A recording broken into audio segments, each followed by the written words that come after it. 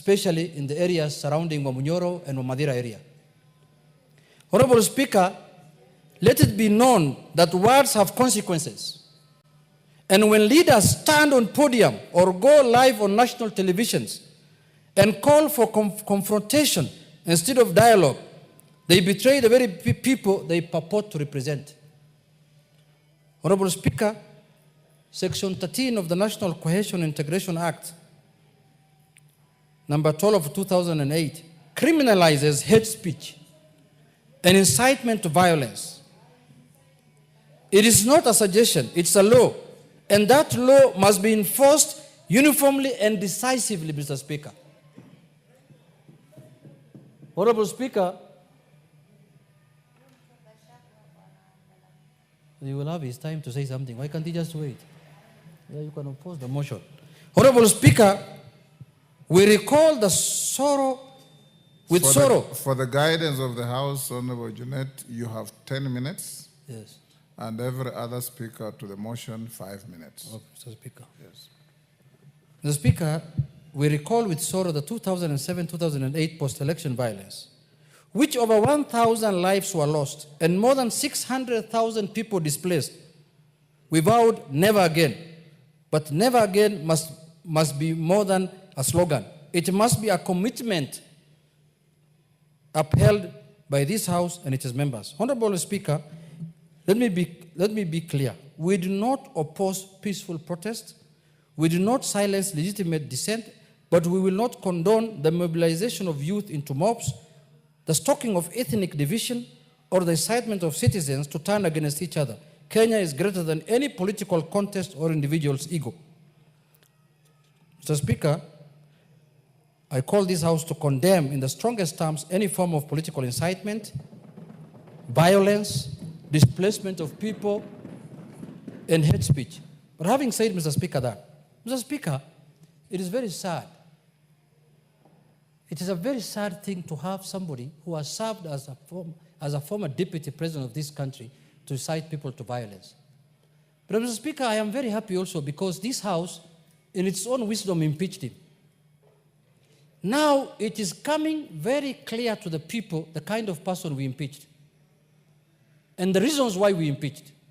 Mr. Speaker, the person we impeached is the same person who is inciting Kenyans to violence, is the same person who wants displacement of people, is the same person who is propagating hate against one community, against one another, Mr. Speaker.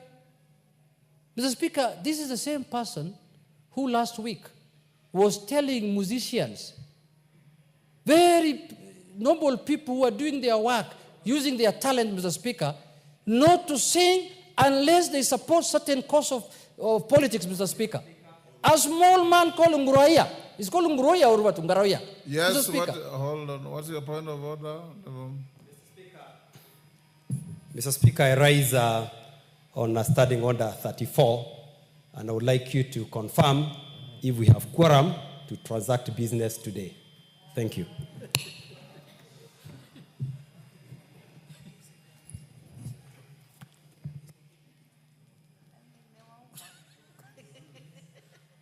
Honorable Member, your point of order is invalid to the extent that you have quoted a wrong standing order.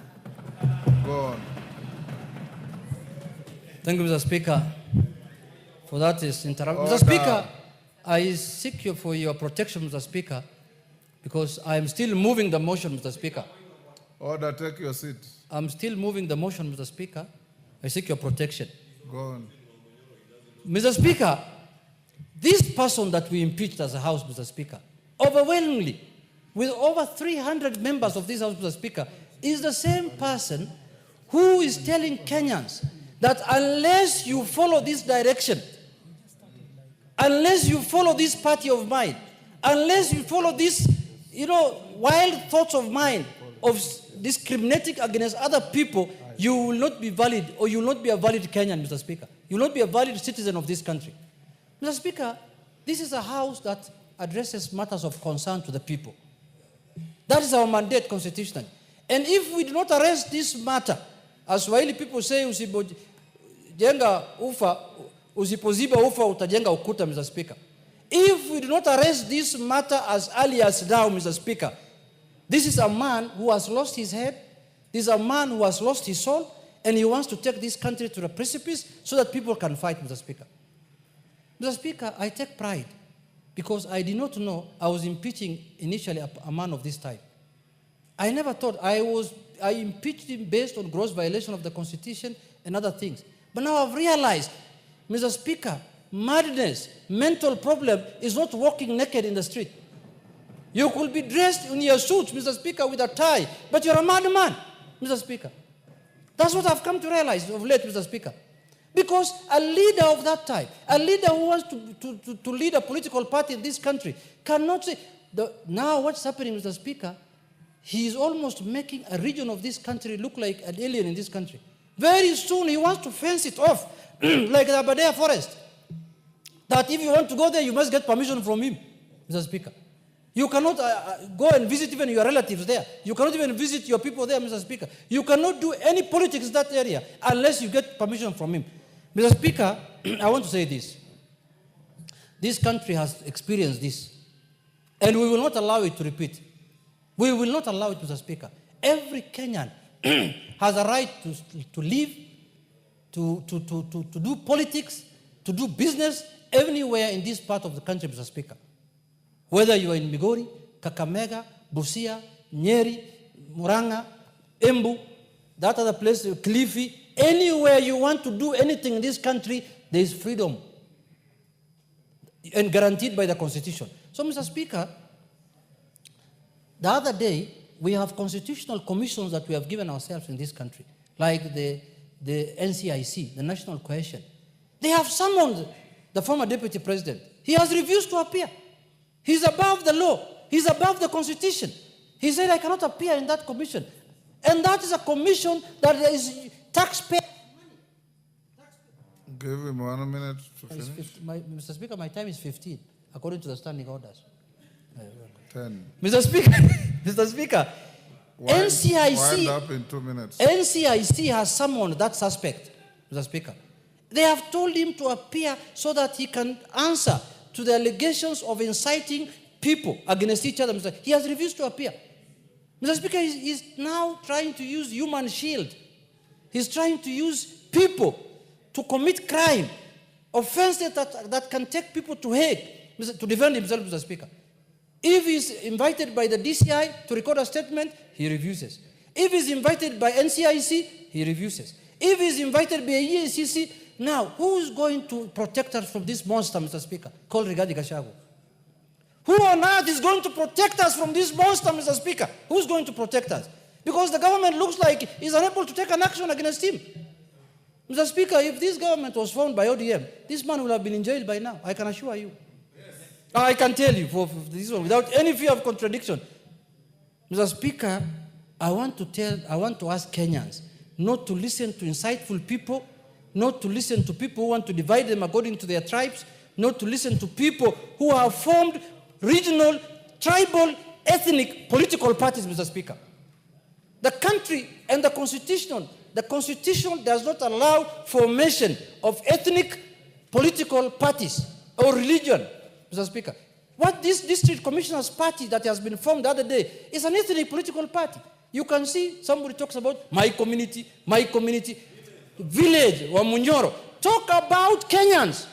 Political parties are formed for purposes of enhancing democracy by bringing all Kenyans and all communities as part of that political party, Mr. Speaker. With those few remarks, Mr. Speaker, I want to use the strongest terms to condemn the former embattled, malicious, impeached Deputy President, Mr. Speaker. Thank you, Mr. Speaker. I request the majority leader to second me.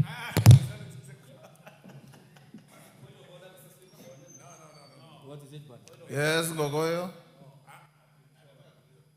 What is your point of order? Thank you, Mr. Speaker. I raise understanding order number 35.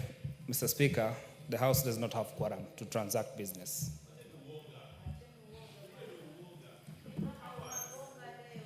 Clerk, how many members do we have?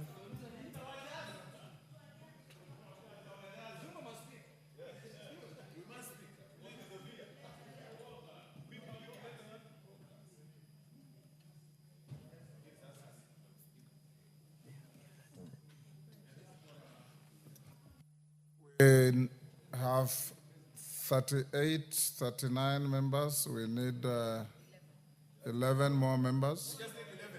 Yes. Ring the bell, the quorum bell, Sergeant.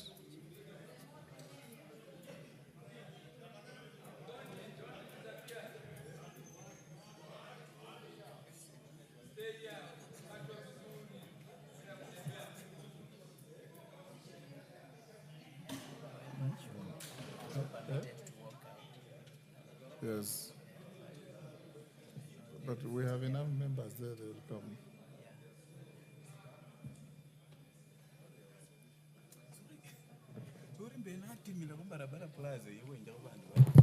Yes.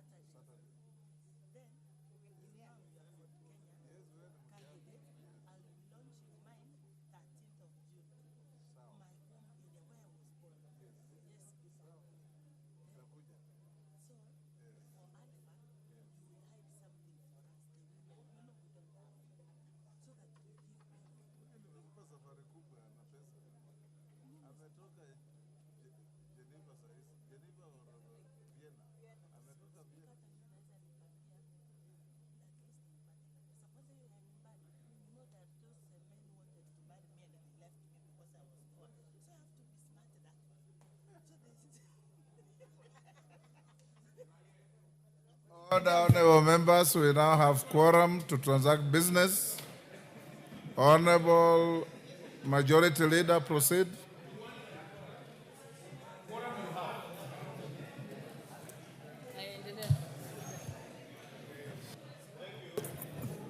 Thank you, Honorable Speaker. And let me take this opportunity first to thank the Leader of Minority for this motion of adjournment, which I fully support.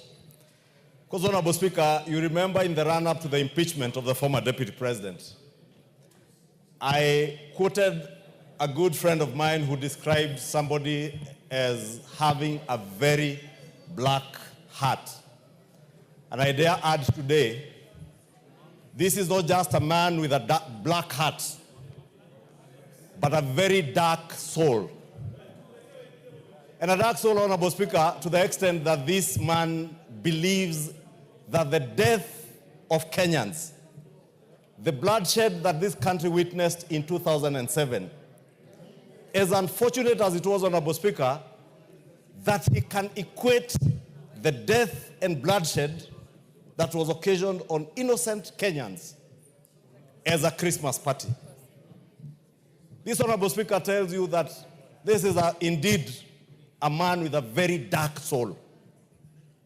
Honorable Speaker, you may have a dark soul and believe in death.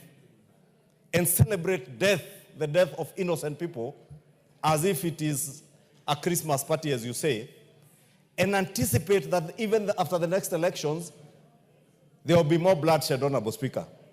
And I said over the weekend, Honorable Speaker, when you harbor such thoughts, such dark thoughts, such black thoughts, such evil thoughts, you do not deserve to be a leader anywhere, Honorable Speaker.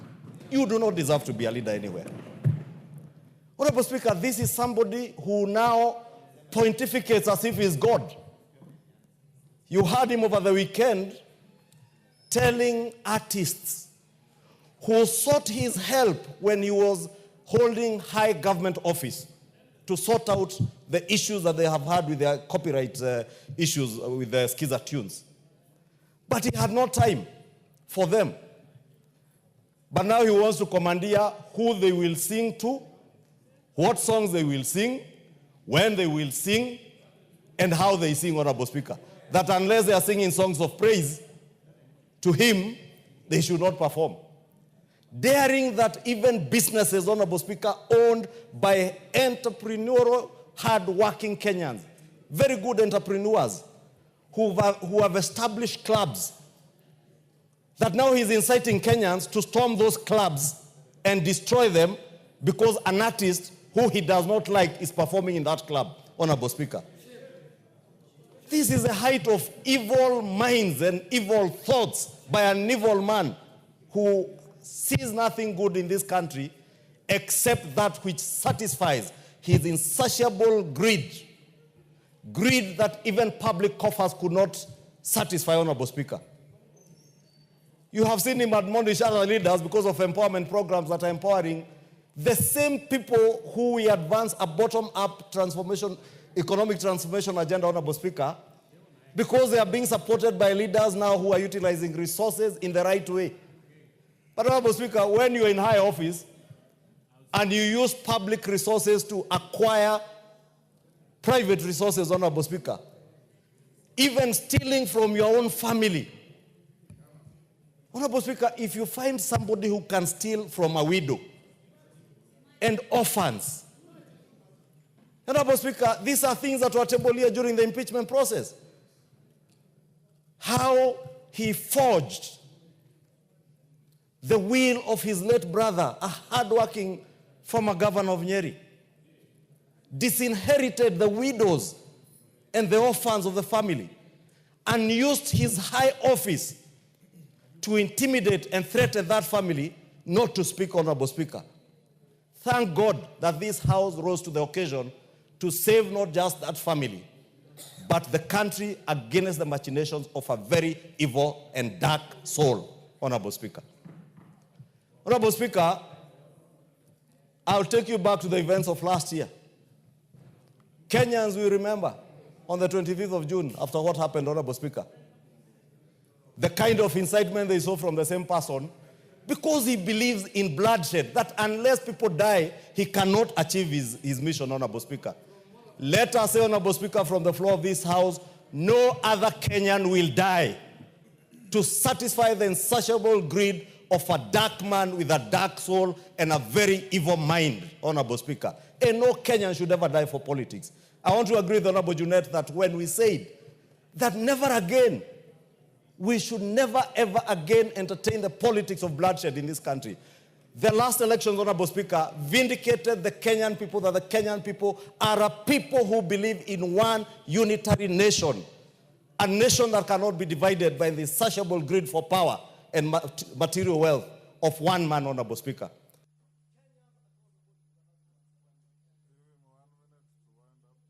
Honorable Speaker, I was saying Kenyans across the board voted for the Kenya Kwanza government.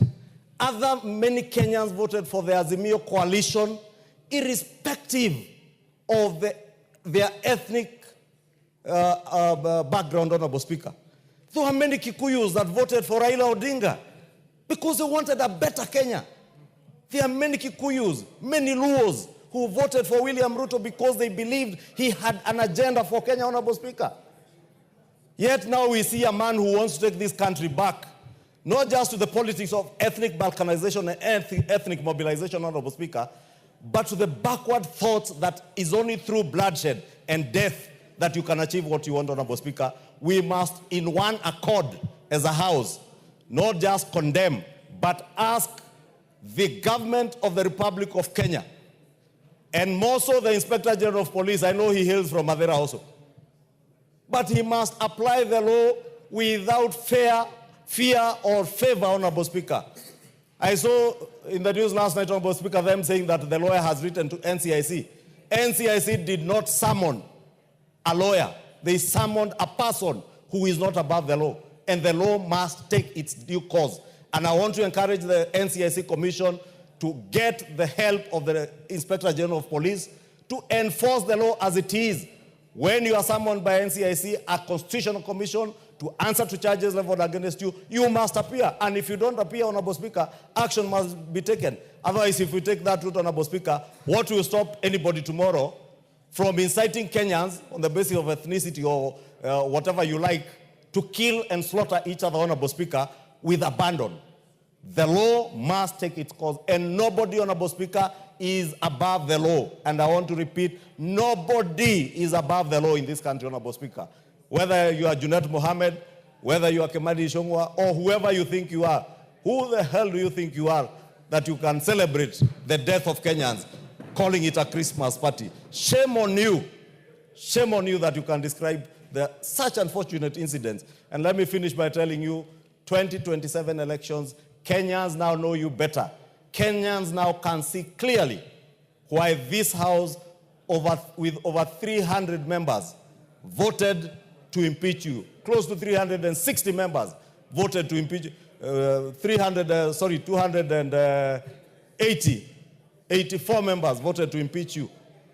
Because these members knew you were a danger, not just to the society and the nation of Kenya, but even a danger to yourself, a danger to your own family.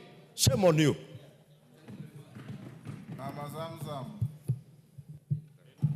Asante sana Mheshimiwa Spika, na mimi niweze kumsupport ndugu yangu Muhammad Junet kwa kuweza kusema kuwa Kenya ni yetu sisi sote. Mheshimiwa Spika, inasikitisha kuwa Bwana Gachagua hajakubali kuwa hayuko kwenye mamlaka tena. Na mimi nataka nimwambie, ikiwa kitu kitatolewa kwa Wakenya wote, iwe ni injustice, lakini kikitolewa sehemu moja iwe ndio furaha yake, basi anakosea Wakenya.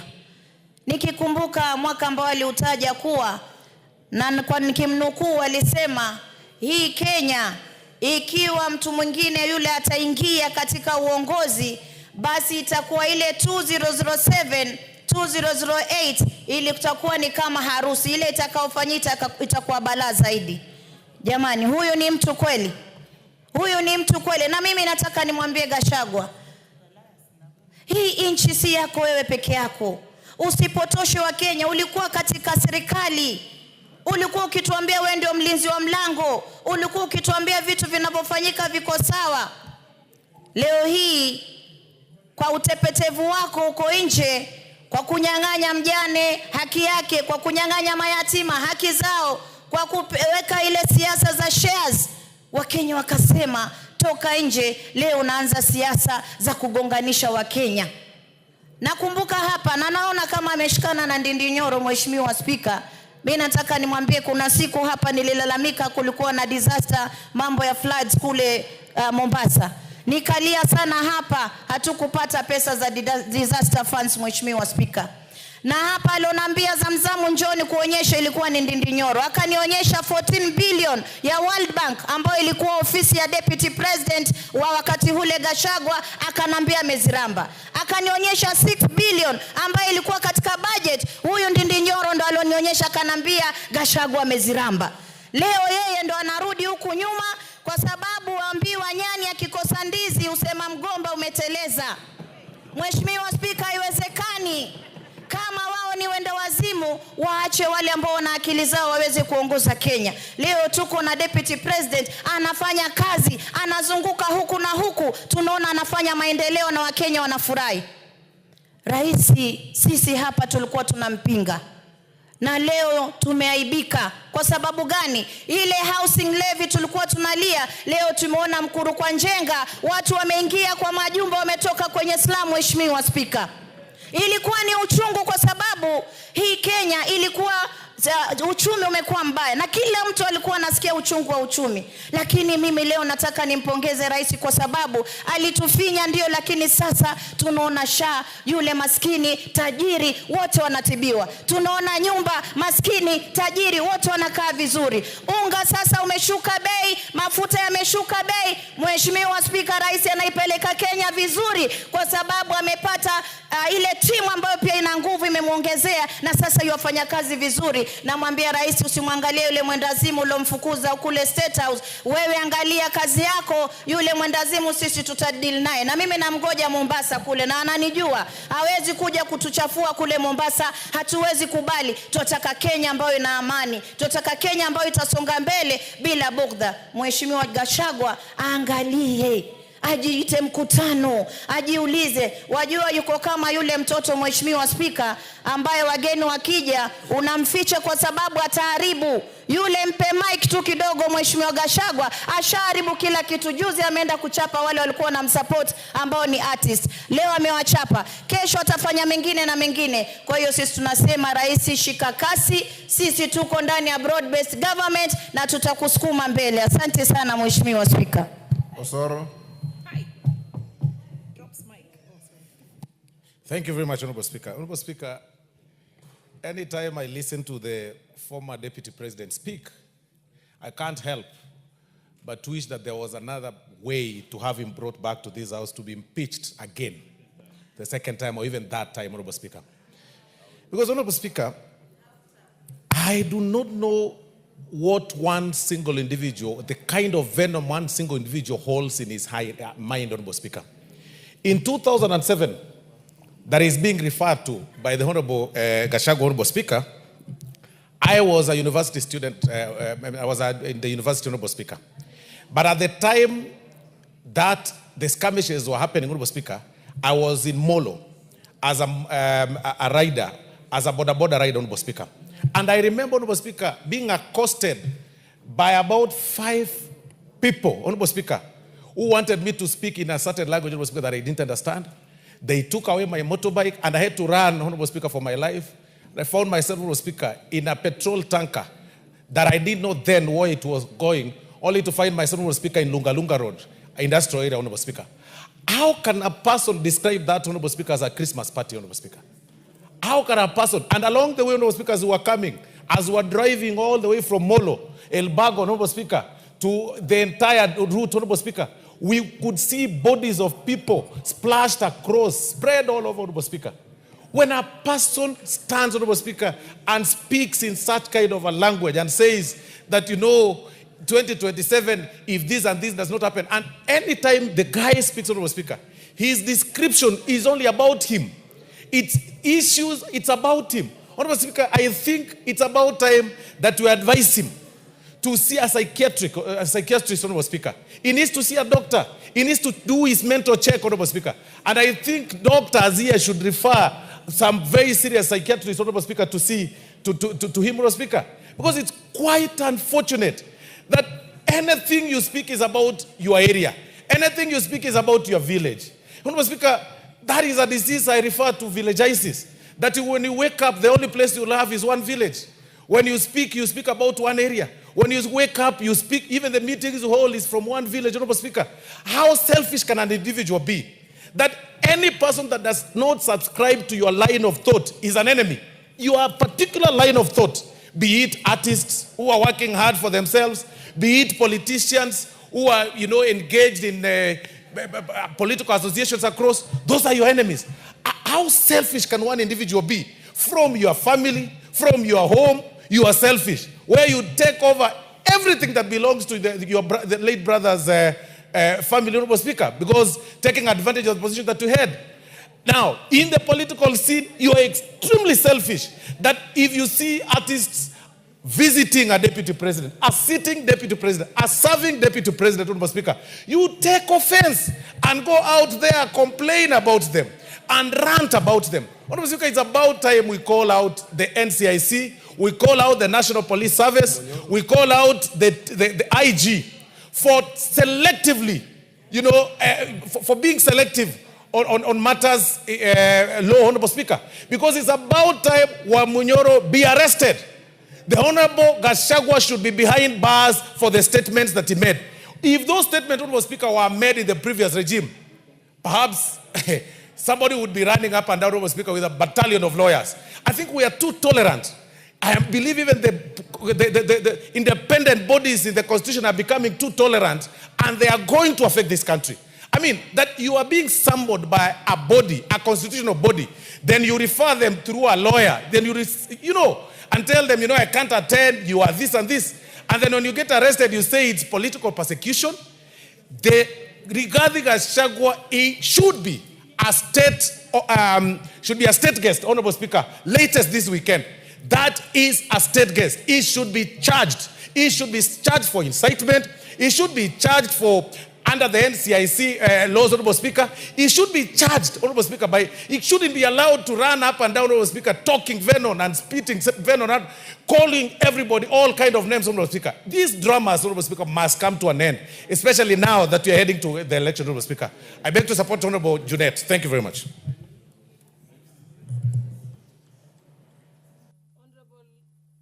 Honorable Otiende Molo. Thank you, Madam Speaker.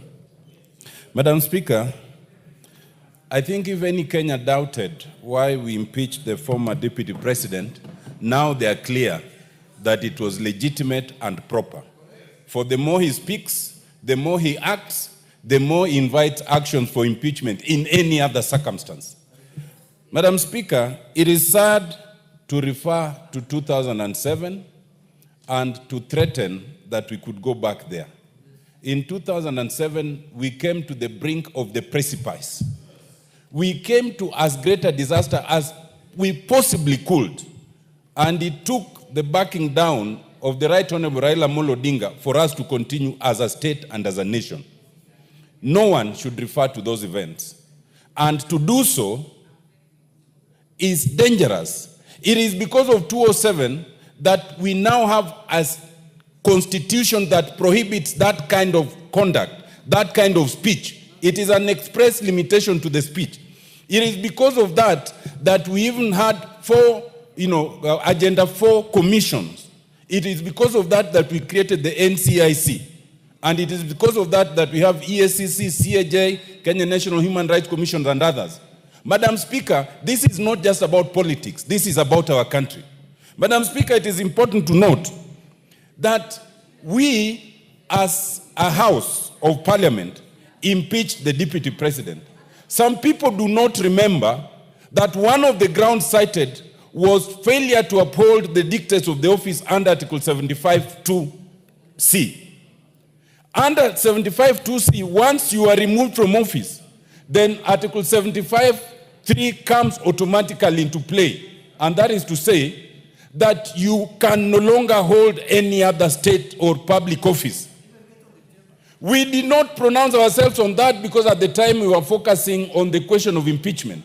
I think, Madam Speaker, now, what we should address ourselves to now on this matter brought by Honorable Junet is how do we now invoke Article 75(3) that now pronounces that the Honorable Rigathi Gachagua can no longer hold state or public office. That is when these things will reduce.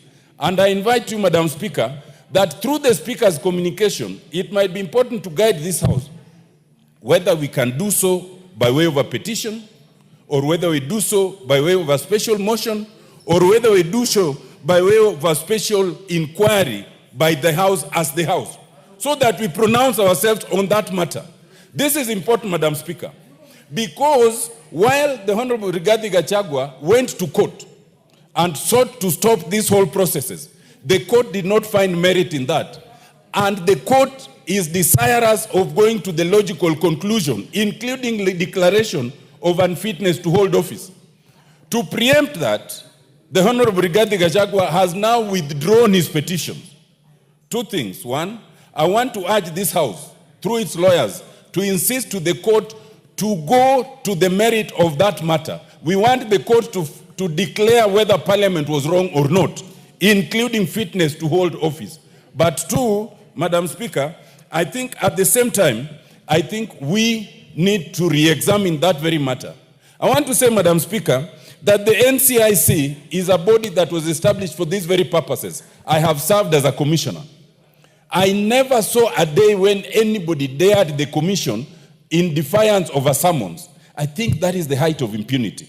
If we were to go there, then we will no longer have a country, because we are all capable of saying a lot of bad things.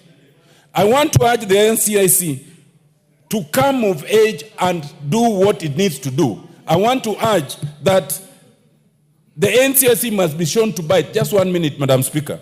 You know, the Honorable Rigathi Gachagua cannot say that I will not attend because there are others who have uttered things that they've not been summoned. Anyone who says that things should be summoned. But in law, you cannot say that I am not guilty because Otiende Amolo is also guilty. No, guilt is personal. Accept your own guilt and then let the others be dealt with. Just the way you cannot confess on behalf of the others. I want to say lastly, Madam Speaker, that this matter is so serious that it should not be left at the level of a general discussion as we are doing it. It must be concretized, because we found Rigathi Gachagua unfit to hold office. It is not just the court that can do that. Even a House of Parliament can do that, with the consequence that you cannot hold any other public office. I so submit, Madam Speaker.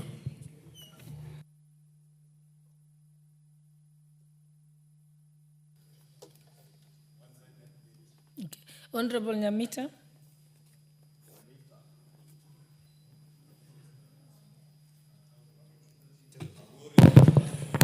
Thank you, Madam Speaker.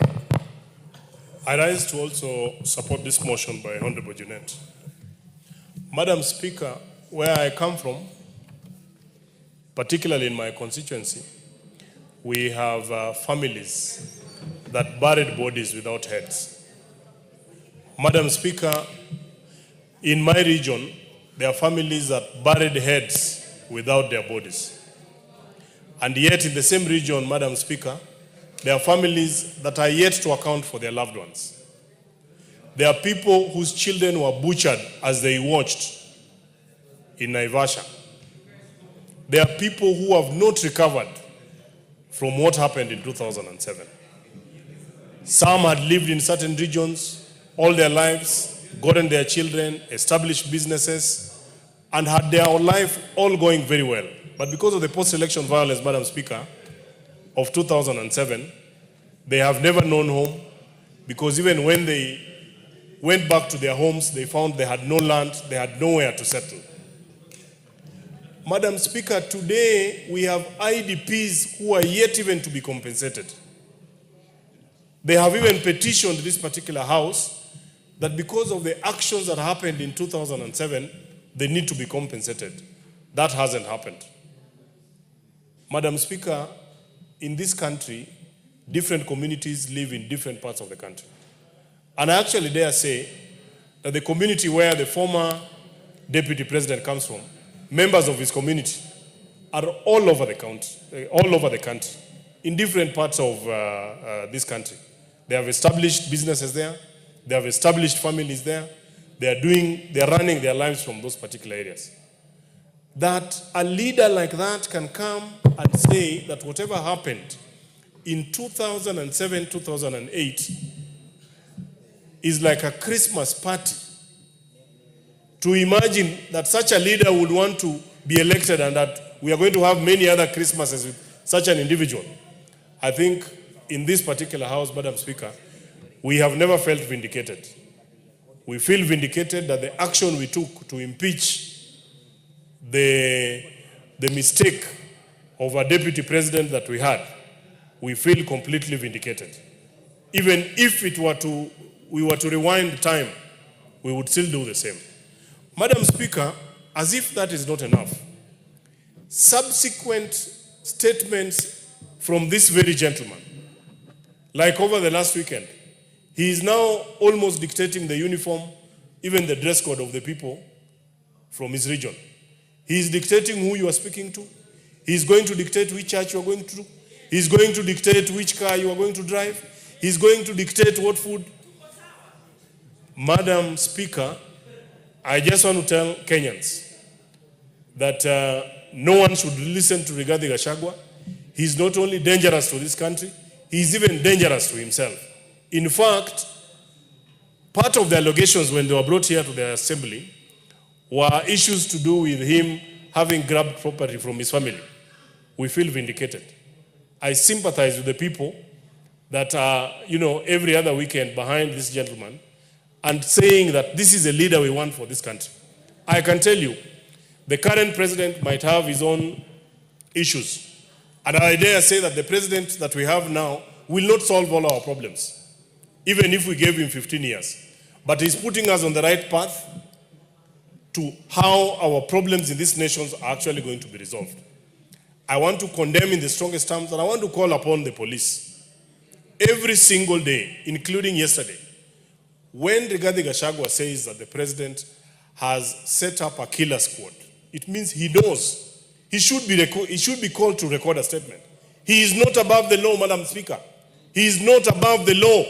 In fact, I want to ask the leadership of this House, through you, Madam Speaker, that we call the Inspector General of Police to explain to us why is it that one Geoffrey Rigathi Gachagua has not recorded a statement and he continues to make insightful statements across this nation.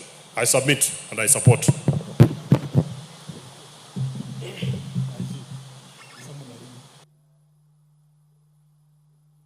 The Honorable Hamed Abdisirat.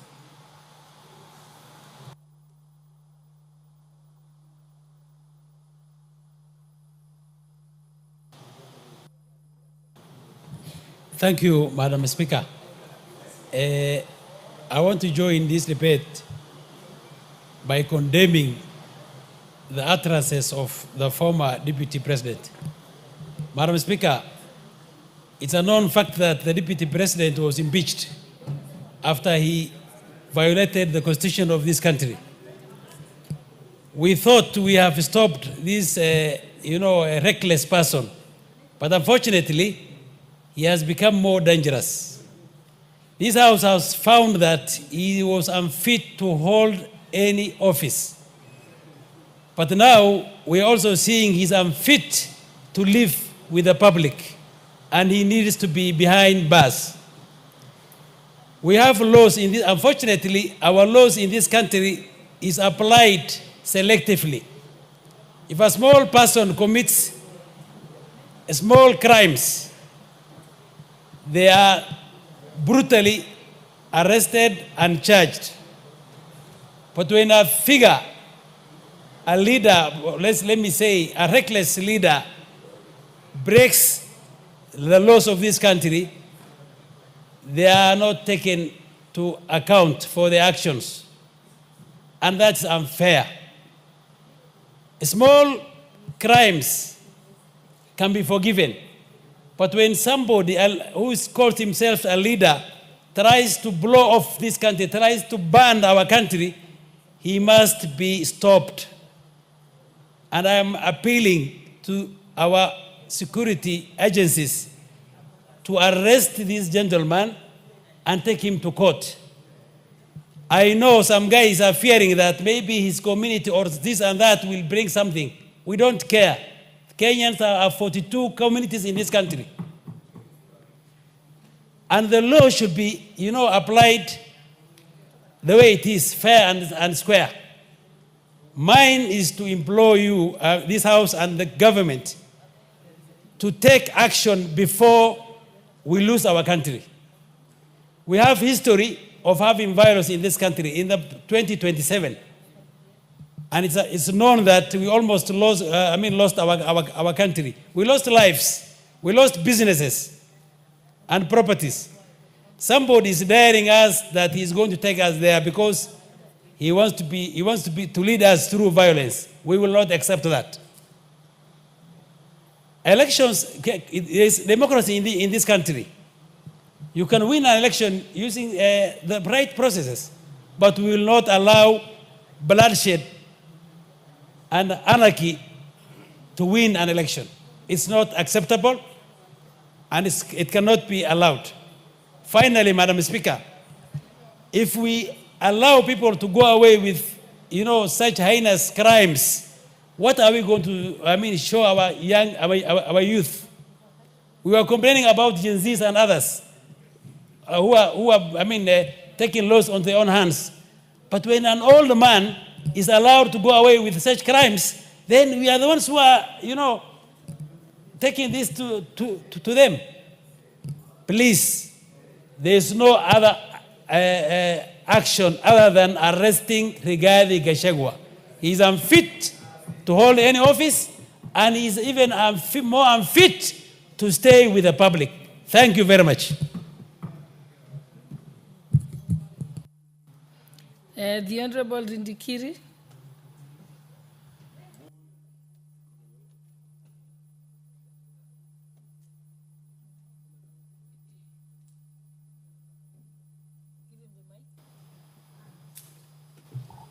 Thank you, Madam Speaker. I join my colleagues in condemning the actions, utterances, and qualified statement by one Rigathi Gachagua. Mr. Speaker, this country, courtesy of our citizens, gave Gachagua an opportunity to serve as the Deputy President of this country. For 2 years, Madam Speaker, Gachagua never outed anyone to support the government or to execute on behalf of the presidency and the people of Kenya any developmental activity. Mr. Speaker, what Gachagua is known for is only one, talking about Mulima.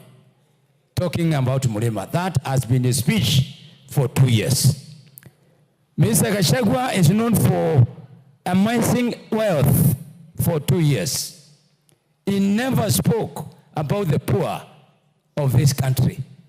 He never stood to prosecute matters relating to our children. He never took time to execute any matter to do with our mothers. He never took time to execute any matters to do with the whole members of this country. Mr. Speaker, now this man was impeached, and the only thing that he can do is continuously insult people. Mr. Speaker, Gachagua's history on the media is insulting the president. Madam Speaker, Gachagua's statement on the media is insulting members of parliament. Madam Speaker, Gachagua's statement is insulting the same mothers who gave birth to him. That whatever empowerment that we are doing, we are just spending money without taking consideration of his views. Madam Speaker, this man is so selfish that we know for the time that he was in government, his activities were only to purchase hotels, to purchase land, to purchase expensive things. That was he has been doing. Now the tap has been closed. Mr. Speaker, we cannot allow him to turn this country into war just because it's okay. Madam Speaker. Members, why are you raising your hands? Use your cards. Use your card.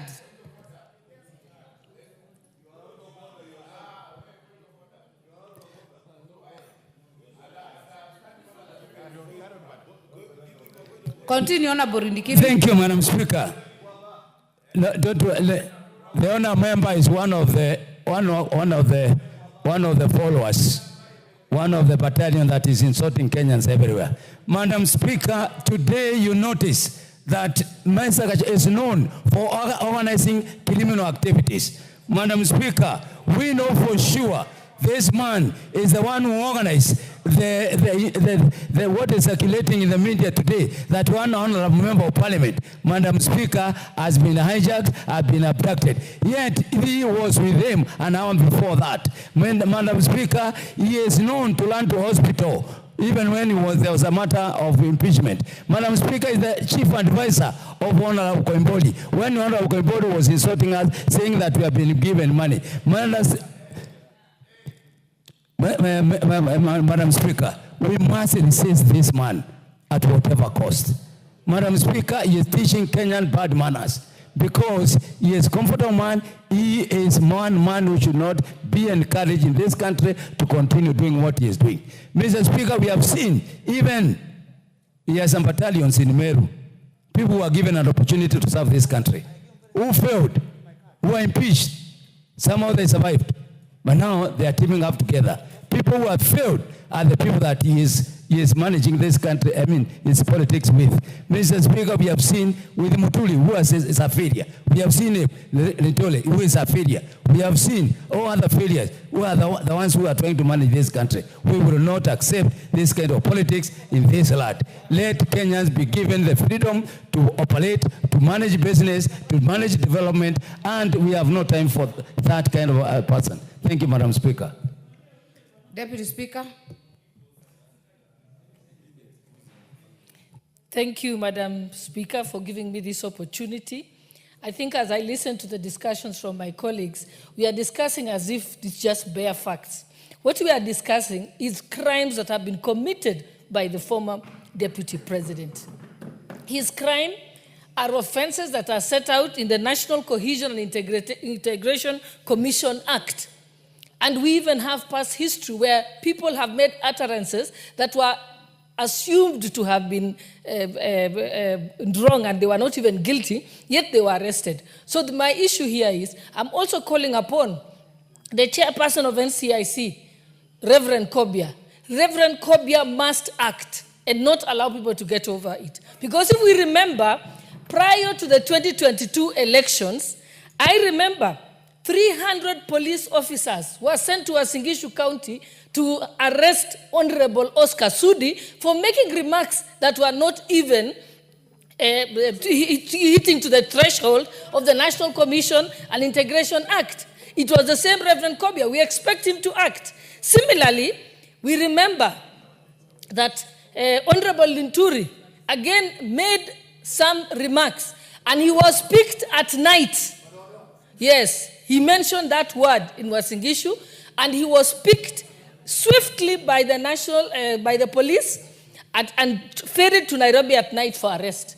The same thing happened to Oscar Sudi. Why is it that the former Deputy President has not been arrested? In fact, this House must hold the National Cohesion and Integration Commission to account, because they cannot have double standards when it comes to deal with people. You need to read the National Cohesion and Integration Act. And therefore, that is what we must say. And we, again, speaking as Member of Parliament for Uasin Gishu County, which bore the brunt of the post-election violence, we cannot allow anyone to mention that again. We made peace. The pastors and the old men had a meeting in Korusoi. That matter was settled, and we promised ourselves that we shall never mention it again. So on behalf of the people of Uasin Gishu County, we are very offended by the remarks of the former Deputy President. Because, in fact, statements have been issued by members of Uasin Gishu County where they said, we are not going to allow you to take us there. So such a person is not a leader, he's a criminal, and we should be discussing how we should have him arrested and charged for those crimes, contrary to the NCIC Act. Thank you, Madam Speaker. Honorable Oundo. Thank you, Honorable Speaker. Honorable Speaker, it is important for us as a country to accept the truth, reality, and live the talk.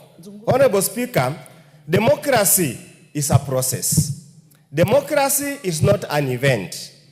Honorable Speaker, an election is not conducted on the day of the election. It is a process.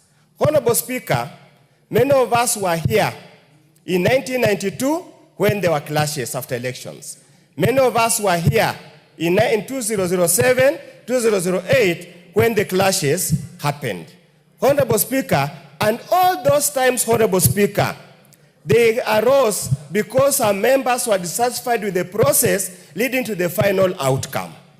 Honorable Speaker, I will be reluctant to bash anybody who raises a red flag. Honorable Speaker, a forewarned is a foreprepared.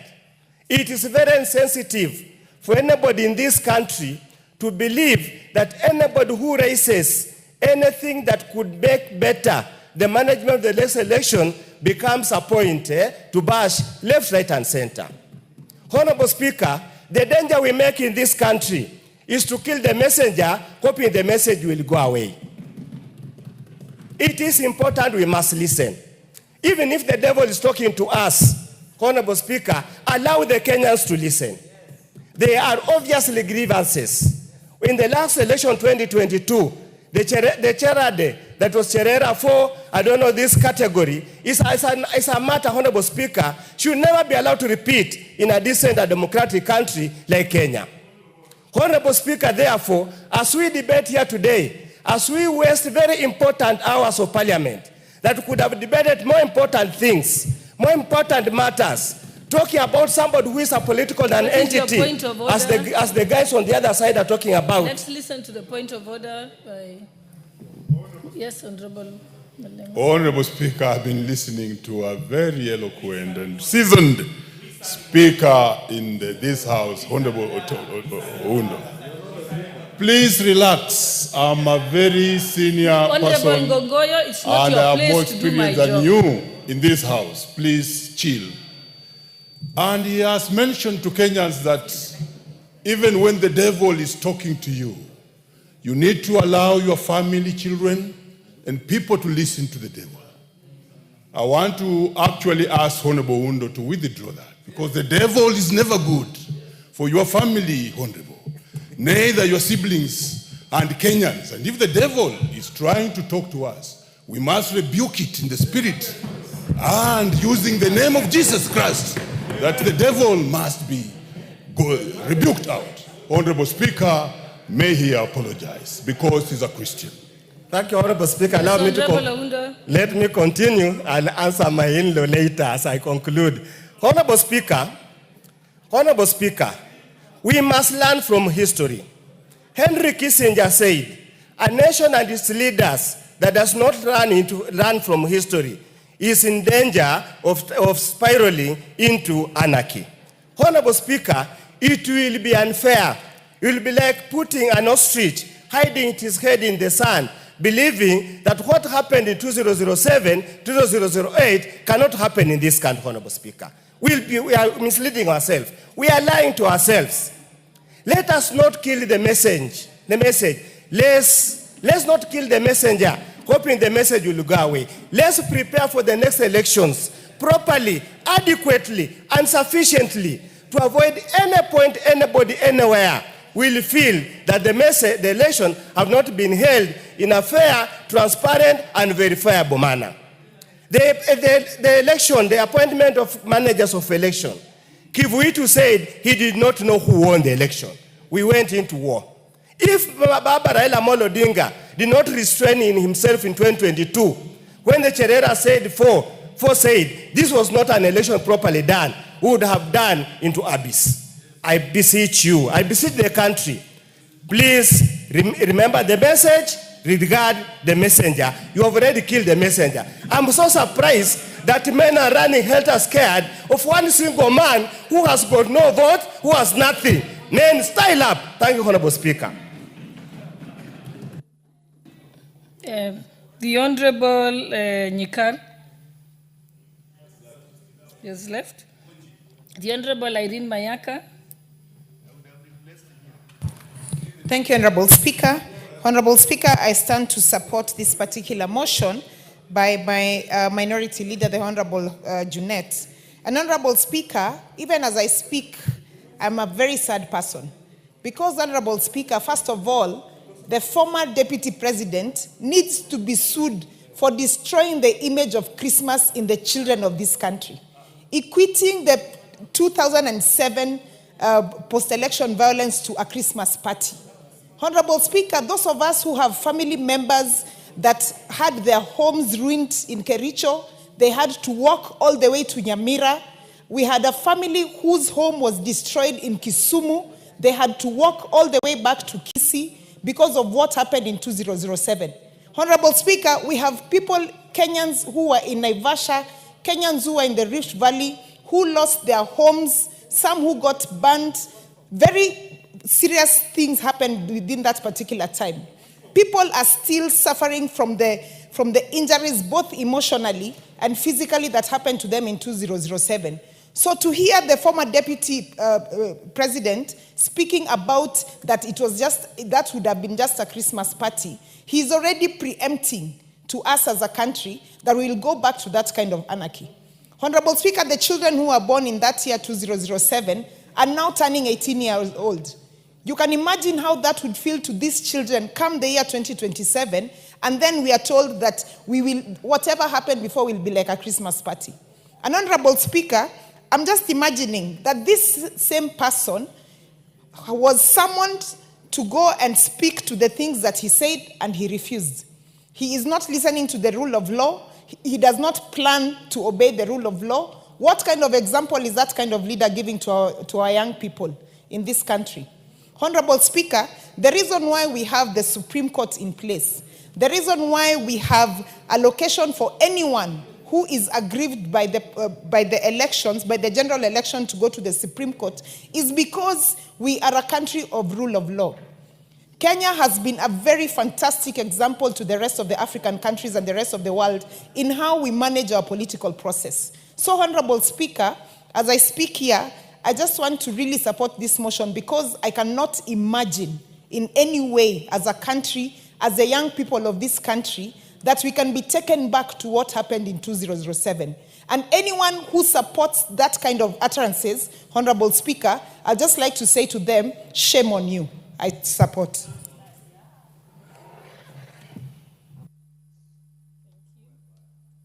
The Honorable Murugara,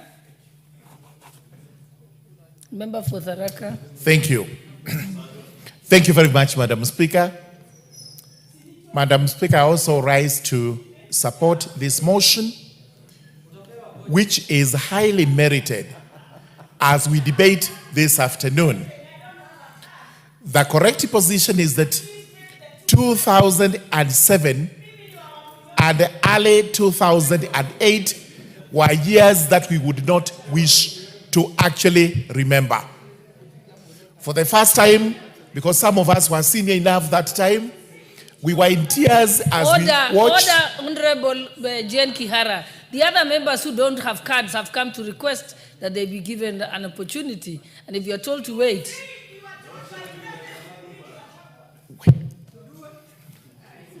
Madam Speaker, proceed, yes. We may proceed because we believe the subject of this discussion is not alone in this, and we've been told that there are some of us who are actually suffering mental issues, and this is a demonstration of such one case possibly when you just go out of the house yelling and trying to call things in a different direction when it is not possible. 2007, 2008, we were senior enough. We actually went into tears because of what was happening, simply because there were disputes regarding an election.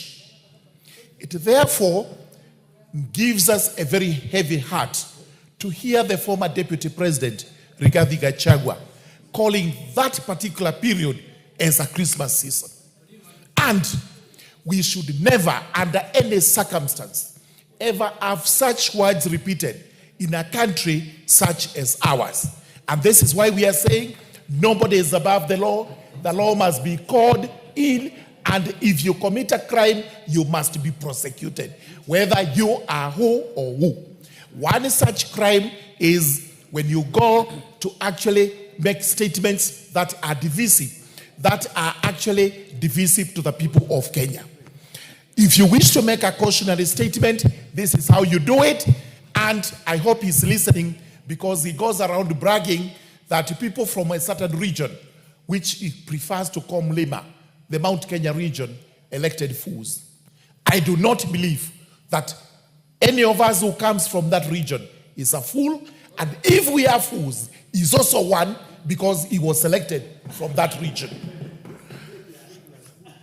Madam Speaker, dividing the country, profiling the country is not good and cannot be encouraged at all. Mount Kenya is not inhabited by one community. It is inhabited by several communities. And we've always spoken of unity of that region as we emphasize unity of the entire country. So to isolate the rest of the communities emphasize on one community is actually to balkanize that community with a view to saying we will stand alone against the rest of the country. This is not encouraging, should be condemned in the strongest terms, and if law has been breached, we must have the culprits brought to book. We have always said this is how it's supposed to be done. You should listen to us. There is no problem with warning Kenyans that you should not rig elections. But we have always said, if you do so, we will meet you wherever the law provides we should be meeting. You will be dealt with in accordance with the law. There's nothing wrong with that. But to say that if you try to do this, we will bring turmoil, we will bring the country into war, it cannot be encouraged, because this is actually what caused the events of 2007, 2008. Therefore, as we move forward, and it has been demonstrated through the acts of His Excellency the President, that we would want to have a unitary country, a country that is united. And this is the message he is taking across the entire country. This is why he went on to craft the broad-based government. This is the reason why he is actually sending his deputy president across the country to bring the people together. We must therefore preach unity at all times, and we should never be seen at any one time to try, divide, balkanize, or profile the people of Kenya in their ethnic communities. I do support this, Honorable Speaker. Thank you. Honorable Milia Dhiambo, member for Suba.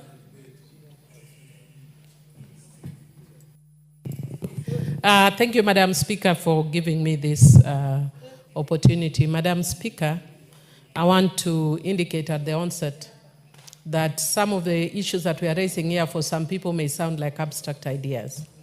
I joined Parliament during or immediately after the post-election violence.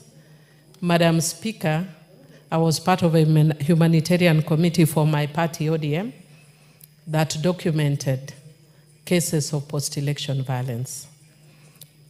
Madam Speaker, I remember documenting cases of young girls in school uniform who had been shot by the police. I remember a woman who had the husband's head decapitated and had to carry the head to Kisumu. Madam Speaker, I remember people from Kisii who were displaced. Madam Speaker, I remember people who are from central Kenya but in the diaspora who were displaced. We went to a specific camp where people were all displaced, but they were in different camps. There was a camp that had predominantly the Kikuyus, and then there was a camp that had the Luos, Luyas, and the Kisis. They were all with the same problem, but for ethnic reasons, they had been balkanized. Madam Speaker, I know that the country is in a mood for politicking. And you know, and the tragedy in Kenya is we politic when we start politicking a day after elections. And for a stranger who would be visiting Kenya, you would actually think that the presidential elections are in 2 days' time. Madam Speaker, there's nothing wrong with that because Kenya is a fairly democratic country. But it is extremely unfortunate, Madam Speaker, if we can use language that would incite ethnic animosity and ethnic violence, that would create the kind of violence that we saw. Madam Speaker, the people who suffer in situations like that are women and children.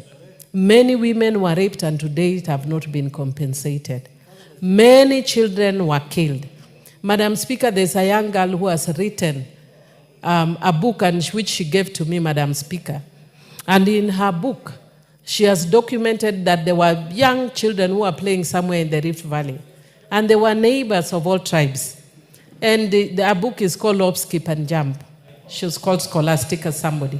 Madam Speaker, she documents how she changed from being an innocent child to looking at her neighbors from a tribal lens. She was raped, she underwent violation, and she lost her childhood. Madam Speaker, there are things we cannot afford to joke with or play with. Madam Speaker, I would want to encourage the Deputy President, former Deputy President, that I know is feeling very bitter at the way things stand around. Madam Speaker, he feels that he actually fought and brought this government into power. And I'm sure it can feel very bad when you feel that you brought the government into power, and now you are the one who is outside watching from view, Sasa. Madam Speaker, the way to go about it is not through bitterness and anger, because there's a point that leadership becomes beyond you. I know he's only served one term in Parliament, so he may not understand. And half a term as a Deputy President. But Speaker, there is always opportunities. Let him relax because he says he's a man of God, or at least he says his wife Dorcas is a woman of God. Let them appeal to God and use their godly words to bring unity to the country. There are things we don't joke about around with, Madam Speaker. There are things we don't politic around with.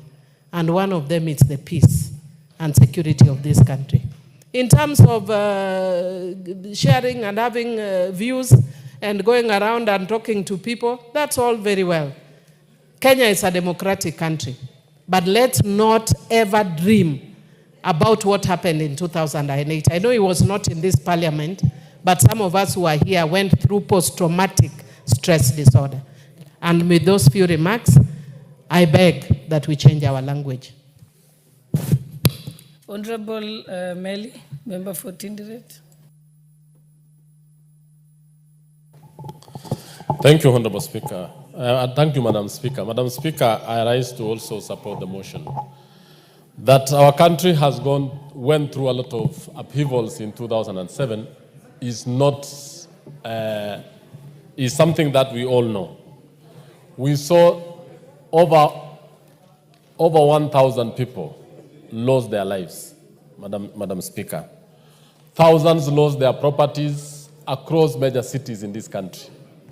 The economic upheaval that came out of that election was as a result of anger, was a result of talks that actually incited communities against one another as a result of elections, purported elections stealing. Madam Speaker, I just want to say this, that as much as leaders, we want positions, as much as we want to have certain positions in society, we should always know that we do not get those positions at the expense of the peace and tranquility of our country. The late Vice President, Professor George Saitoti, did say that there is a time when a country is greater than ourselves. And I want all the leaders within, and I think the former Deputy President needs to know that. As said earlier on by the Deputy Party Whip, he must be a very bitter person. He must know that as much as we are bitter, as much as he's feeling sad, as much as he has been out of power, he should know that this country, called Kenya, will live beyond him. This country will outlive all of us. This country, we have a responsibility as current leaders to hand it over to the next generation. Madam Speaker, I just want to ask the National Cohesion, the CEO, that he needs to take action against individuals who have committed crimes that are actually inciting Kenyans against one another. A case in point, and I think this has been said, is when a number of members in this House, last Parliament, made utterances, and most of them were arrested, they were taken before courts, and they answered to their charges. This is not victimization. It is actually trying to bring order to this country, trying to tell leaders that they are supposed to talk responsibly. As much as you want positions in power, you know that you have a country to carry on. Our former Deputy President knows very well that after serving 5, 10 years, for example, a leader will have to vacate office. The retired president is now in retirement, enjoying peace, enjoying tranquility. It is not proper for him to say that if he cannot get the position, then he has to ban the whole country, ban the people, bring the people down. It is quite immoral, it was wrong, it is illegal. Two, elections, Honorable Speaker, we have election disputes all over. We have the court system, from all the way from the High Court to the Supreme Court. And we know very well that there are timelines to solve cases. The Right Honorable Prime Minister has lost several cases. And it's very honorable enough for him that he has not banned this country. And is one of the longest people to have run for elections in this country. And I want to advise members, and even our colleagues in the House, that the fact that we are actually admonishing wrong talks, trying to ask leaders to speak the right way, is not that we are against the individual. We are telling him his utterances are wrong. He is a Kenyan like any other. He's supposed to make sure that what he utters, what he says, and what he preaches, even the issue of assisting through the Arambe system for the women and for all that, all those things we do in our society, and it has really assisted our member society. So I rise to support, and I want to say that actually the actions of the Deputy President were not right. I support the motion. Thank you. Former Deputy President. Former Deputy President, thank you. The Honorable Russell, member for Saku. Thank you very much, Madam Speaker. Madam Speaker, I rise to support this special motion by Honorable Junet. We come from 42 different nationalities in this nation, the many and the few. Those who have never had privileges of holding, let alone senior offices like deputy president or presidents, but they have lived in this country in peace.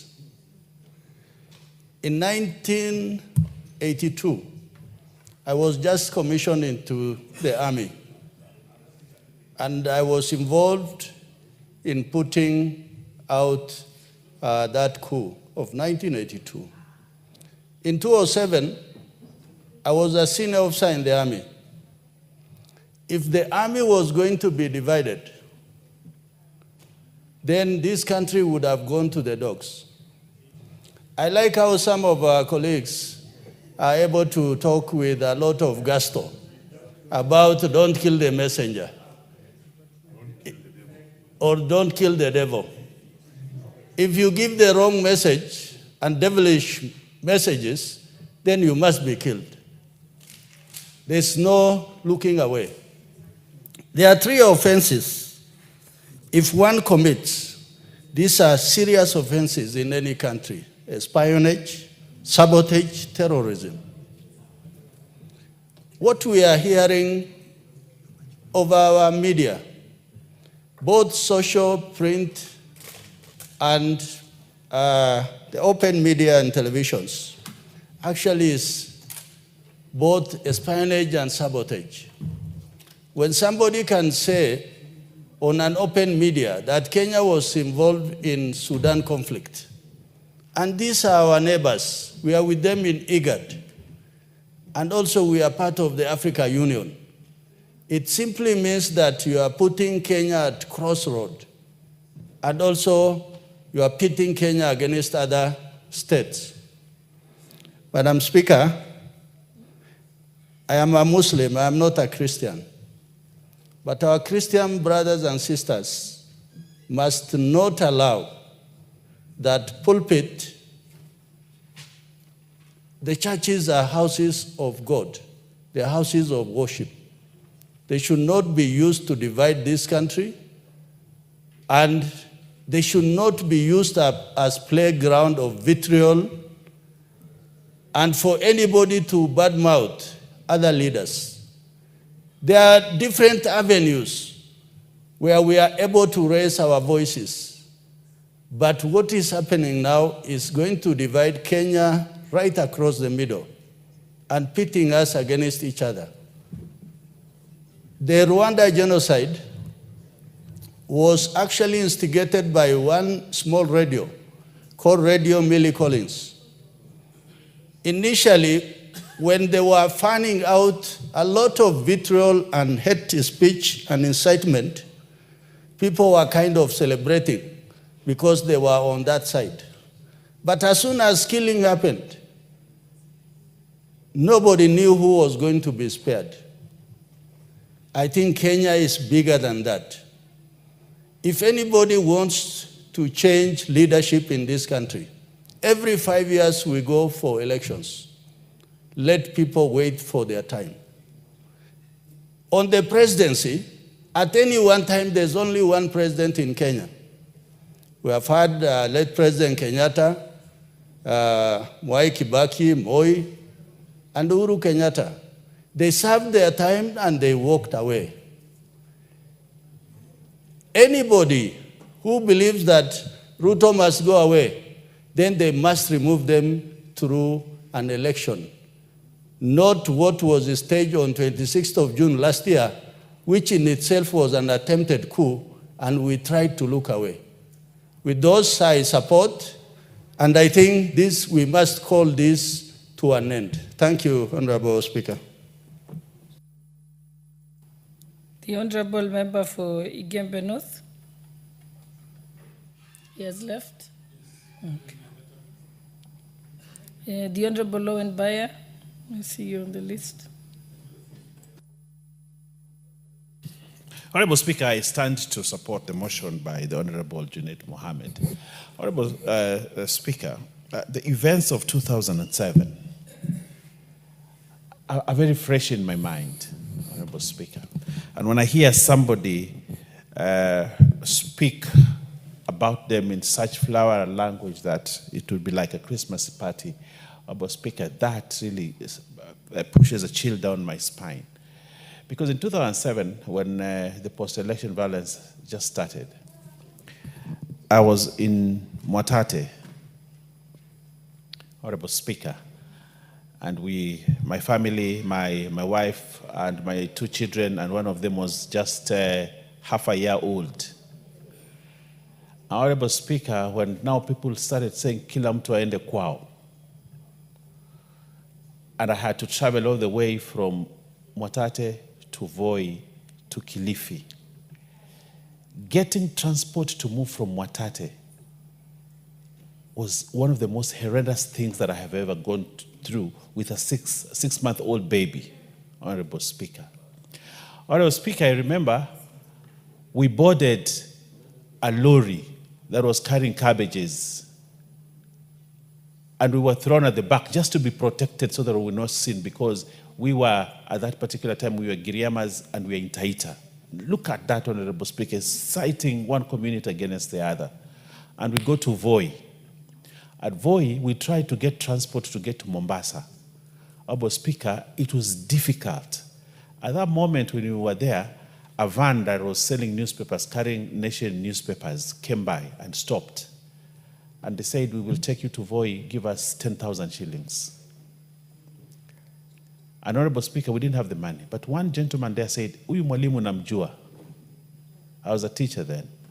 And they bundled us, myself, my wife, our 3-year-old girl, and the 6-month baby. And we were bundled behind where the newspapers were.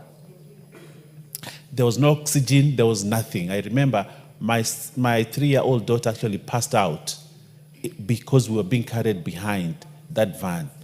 And that van traversed, couldn't go through Mombasa because there were chaos in Mombasa. And we had to go through Mariakani, that route. There was no tarmac then. It was a rough road. And we went through Kaloleni until we go to Kilifi. Honorable Speaker, what I will never forget is when we got to a place called Mtondia in Kilifi. And that road had been barricaded because at that time, Mtondia was a place where very many Luos were staying. And the Giriamas at that time were saying the Luos must go back home. Honorable Speaker, I watched death approach my family. People came with pangas, hitting that vehicle, saying, who is being carried inside here? They must get out. And we got out, Honorable Speaker, shaken, with a 6-month-old baby and a 3-year-old girl out there. Just one old man said, I know the father of this man. And that is how we were saved from death, Honorable Speaker.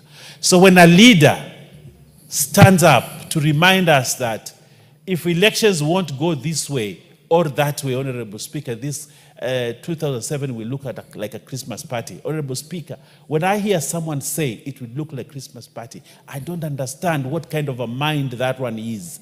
And that is a person that calls himself a leader. Honorable Speaker, that person must remain condemned. Honorable Speaker, I seconded the motion of his impeachment when it came to this motion. But I think it is not enough, Honorable Speaker. I think Geoffrey Rigathi Gachagua must be brought back to this House for another impeachment. Because the kind of things that he's talking about, the kind of things that he's inciting Kenyans against Kenyans, Honorable Speaker, we need to hold this country together. This country must remain united, and never again will one tribe be set against another. What Geoffrey Rigathi Gachagua is doing is to try to set the tribes against one another, such that he sees himself as a leader of one section, one tribe in this country against the other Kenyans. Honorable Speaker, that can never happen. The Kikuyu people are good people. They're all over the country. We love them, we respect them, we marry them, they marry from us. And we have integrated. But you cannot sit, Honorable Speaker, and say, you know, I am the leader of these people, and therefore I cannot allow even a musician to visit. Next time, Honorable Speaker, he will tell the people in my constituency, the Kikuyus in my constituency, don't go and visit Owen Baya because he's Giriama and you're Kikuyu. So, Honorable Speaker, we can never get to that level, never. And we should not allow it to happen.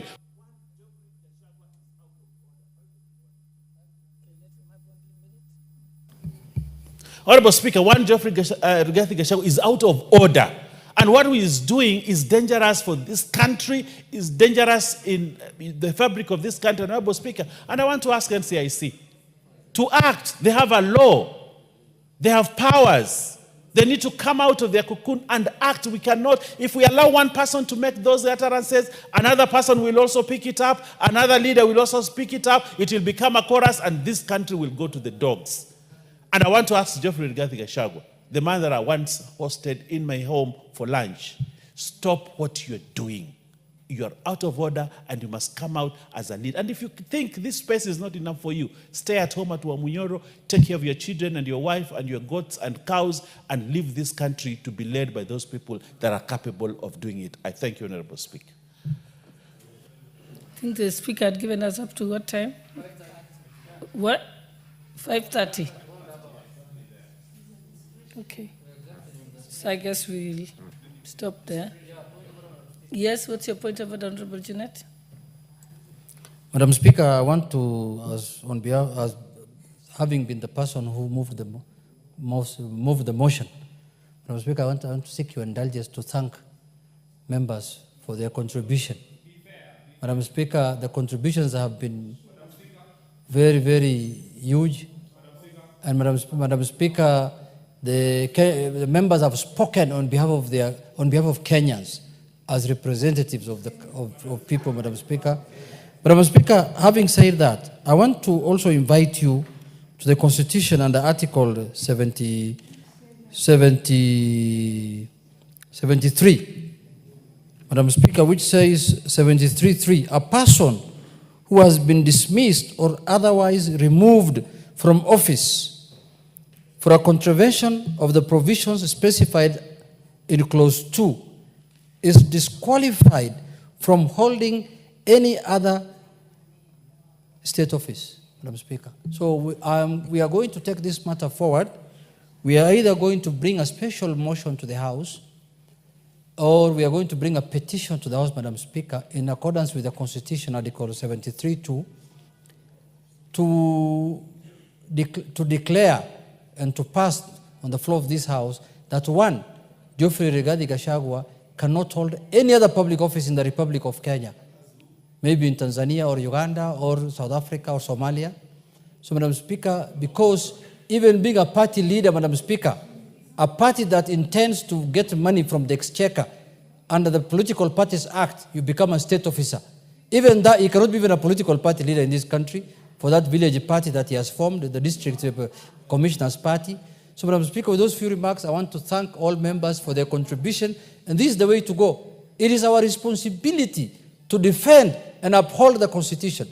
Madam Speaker, the first day we appeared in this House, the first thing we did was to take an oath of office, which said we must uphold and defend the Constitution. Defending Kenyans from anarchy, violence, disruption of their livelihoods is part and parcel of defending the Constitution. Thank you, Madam Speaker, and may God bless Kenya. Okay, we go to the next order.